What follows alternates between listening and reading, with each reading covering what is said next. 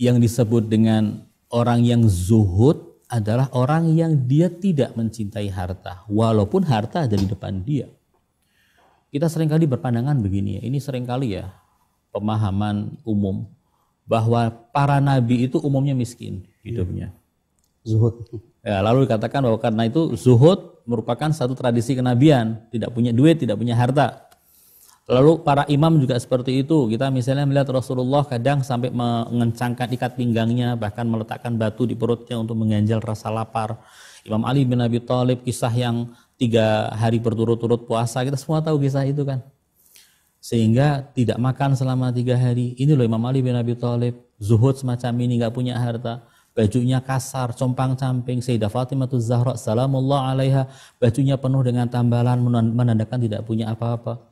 Imam Husain alaihissalam bajunya kasar, Imam Shadiq alaihissalam semacam ini. Apakah semacam itu imam-imam kita? Ini pandangan yang keliru. Para imam-imam kita ini adalah orang-orang yang kaya raya secara materi. Mereka mempunyai kekayaan.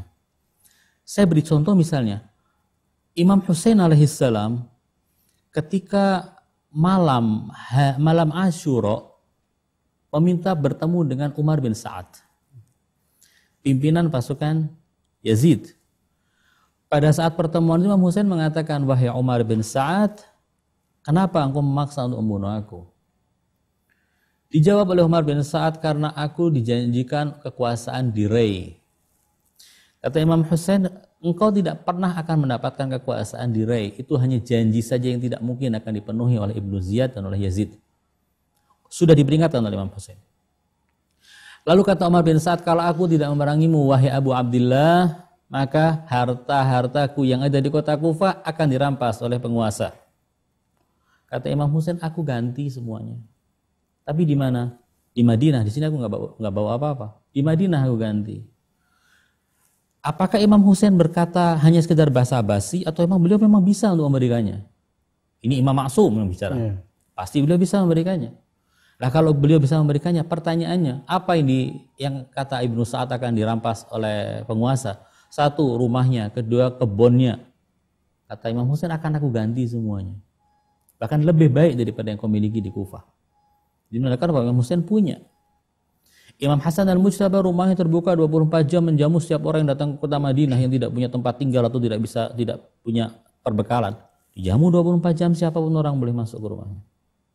Imam Husain waktu suatu kali datang menjenguk Usamah bin Zaid saat Usamah bin Zaid sedang sakit. Ditanya, "Kaifa haluka ya Usamah?" Kata Usamah, "Aku tidak baik wahai Abu Abdillah. Aku dalam keadaan sakit semacam ini menanggung hutang 6.000 dirham, 6.000 dinar." Kata Imam Husain, "Huwa alayya, itu aku yang akan ganti."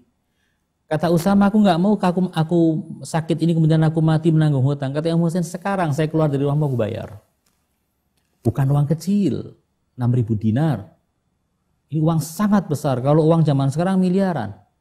Imam Husain mengatakan, "Aku yang akan bayar. Aku yang akan melunasi hutang-hutang." Artinya mereka punya, cuman mereka tidak mau. Sayyidah Fatimah Zahra punya tanah Fadak, yang mana hasilnya korma-korma dari tanah Fadak itu kalau dibuat makan seluruh penduduk Madinah akan cukup untuk sekian bulan. Tapi ketika sudah panen, sebutir korma pun tidak masuk ke rumah Fatimah, semuanya disedekahkan fisabilillah. Mereka kaya raya, tapi mereka tidak. Ini namanya zuhud. Bukan orang yang tidak punya apa-apa kemudian dikatakan zuhud. Bisa jadi dia memang dalam keadaan miskin, bukan dalam keadaan zuhudnya karena terpaksa. Karena keterpaksaan keadaan. Jadi harus dibedakan antara kaya dan zuhud.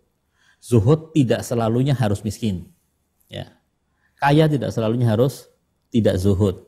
Jadi ini harus dibedakan. Kemudian orang yang kaya bukan berarti dia adalah orang yang hamba dunia, tidak. Banyak sekali orang yang kaya hartanya adalah untuk menyokong perjuangan Islam, untuk membantu anak-anak yatim, untuk membantu orang-orang miskin. Ini hartanya sudah bukan lagi duniawi, tapi hartanya mempunyai sifat ukhrawi, ilahi, untuk menanam